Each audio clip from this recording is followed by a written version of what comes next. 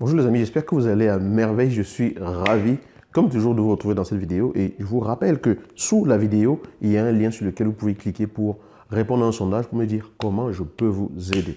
Allez-y, n'hésitez pas, quel que soit le sujet, dites-moi ce que vous voulez que j'aborde et je le ferai avec plaisir, bien sûr, sous mon propre angle. Et il y a également un cadeau qui vous attend en dessous. Allez regarder. Aujourd'hui, j'aimerais parler de ces personnes-là qui sont jalouses du succès de leur conjointe ou de leur conjoint.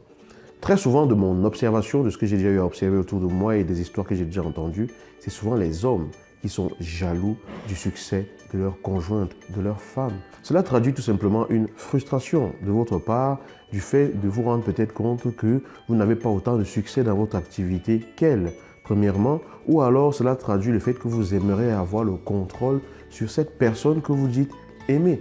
On ne peut pas vouloir avoir le contrôle et contrôler toute la vie de celle qu'on aime au point de se réjouir lorsque les choses n'avancent pas pour elle ou au point de se réjouir, au point de ne pas se réjouir lorsque les choses avancent pour elle. Que ce soit dans le domaine professionnel, que ce soit dans le domaine familial à la maison, dans votre domaine de vie, vous êtes là pour l'épauler.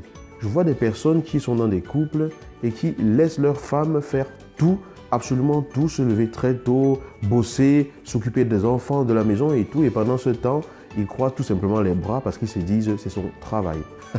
Je trouve que c'est une approche qui vous amènera à perdre cette personne que vous avez à vos côtés. Cette personne finira par prendre de la distance si elle est assez libre et autonome et se rend compte que son épanouissement personnel compte.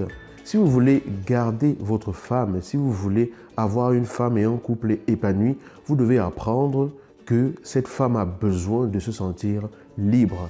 Pas libre d'aller faire tout ce qu'elle veut comme elle le veut, parce qu'elle a choisi d'être avec vous. Et si elle a choisi d'être avec vous, ça veut dire que vous êtes la personne qui lui correspond pour sa vie. Elle a décidé de faire son chemin avec vous jusqu'au bout. Alors, qu'est-ce que vous craignez? Encouragez-la à faire ce qui la nourrit. Encouragez-la à faire ce qui l'épanouit. Et cela vient souvent en général de la culture ou des choses que l'on a observées autour de soi depuis qu'on est petit. Si dans votre tête, une femme, ça doit être quelqu'un de soumis et qui ne fait rien d'autre que ce que son mari lui dit, alors c'est tout à fait normal que plus tard, vous voudriez reproduire ces schémas-là. Mais à un moment donné, il faut se poser la question de savoir si on reproduit les schémas que l'on a vus autour de soi ou bien si on fait des choses pour porter cela beaucoup plus loin. Nous sommes amenés à évoluer. On est amené à évoluer avec l'évolution des choses, la technologie et tout ça, on évolue. Mais souvent dans nos mentalités, nous avons tendance à rester des décennies en arrière.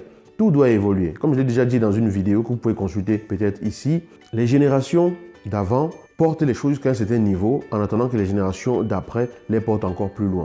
Si avant, dans les générations de nos parents, de nos grands-parents, de nos arrière-grands-parents, c'était admis, certaines choses étaient admises et considérées par la société comme étant normales, avec l'évolution des mentalités, on se rend compte que de plus en plus, dans un couple, les deux ont besoin de s'épanouir. Votre femme, vous l'avez peut-être rencontrée sur les bancs de l'école. Vous l'avez peut-être rencontrée alors qu'elle faisait les mêmes études que vous ou dans un milieu que vous fréquentiez parce que vous faisiez quelque chose qui vous intéresse. Mais pourquoi est-ce que par la suite, ayant justement fait les études qu'elle a fait, vous voulez l'empêcher de pouvoir jouir des résultats du fruit de son travail? Cela traduit une insécurité de votre part. Peut-être est-ce le cas. Alors il faut se poser la question de savoir si l'attitude que l'on a est correcte. Qu'est-ce que je crains véritablement de voir cette personne s'épanouir? Parce que si elle s'épanouit à vos côtés, elle saura que vous êtes l'endroit où il lui est bon d'être, parce que vous ne lui mettez pas les bâtons dans les roues. Mais si elle se rend compte qu'elle s'épanouit à vos côtés, elle prendra la distance vis-à-vis de vous et fera les choses pour s'épanouir parce que oui, finalement, elle se choisira parce que vous n'êtes pas son oxygène, vous n'êtes pas son tout. Vous ne pouvez pas être le centre du monde d'une personne. Vous êtes une personne très importante pour elle, mais vous n'êtes pas son centre du monde. Vous pouvez même être son centre du monde si vous vous comportez comme il faut, de telle sorte qu'elle se réfère toujours à vous pour prendre certaines décisions, parce qu'elle a compris que vous la soutenez, que vous êtes objectif et que vous prenez des décisions ou alors donnez des avis constructifs pour son épanouissement.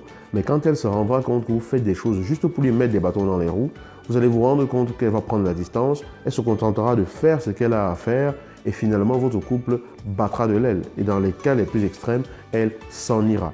Alors ceci est un appel à tous ceux, et je vais dire celles aussi parce que je pense que dans l'autre cas ça fonctionne aussi, mais je parle surtout du point de vue de ce que moi j'ai déjà eu à observer. Donc un appel à tous ceux qui ont tendance à vouloir contrôler leur partenaire. Posez-vous la question de savoir si par votre attitude vous permettez l'épanouissement de la personne qui vous accompagne. Parce que lorsque vous avez choisi de cheminer ensemble, c'était dans le but de contribuer à l'épanouissement l'un de l'autre. À moins que vos motivations n'aient été autres, c'est quand même ça le but. Contribuer au bonheur de l'autre, contribuer à permettre à l'autre d'avoir une vie heureuse. Donc, posez-vous la question de savoir si cette attitude vous permet de pouvoir aider l'autre à être plus épanoui ou si vous lui coupez ses ailes. À vous d'analyser objectivement et de voir véritablement ce que cela apporte comme réponse et de prendre ensuite les mesures. Il est temps de se détacher, de porter beaucoup plus loin les concepts que vous aviez jusqu'ici, peut-être liés à l'influence de votre entourage et de votre environnement dans lequel vous avez grandi. Et apporter de la conscience dans votre vie en posant la question qui va vous permettre d'amener un changement qui permet d'aller plus loin. Alors laissez vos femmes s'épanouir, laissez-les faire des choses qui les nourrissent parce qu'elles sont vos partenaires. Vous êtes dans la même équipe, elles ne sont pas vos soumises ni vos subalternes. Je vous dis à bientôt dans une nouvelle vidéo. Si vous avez aimé, je vous invite à liker, à partager la vidéo. Abonnez-vous.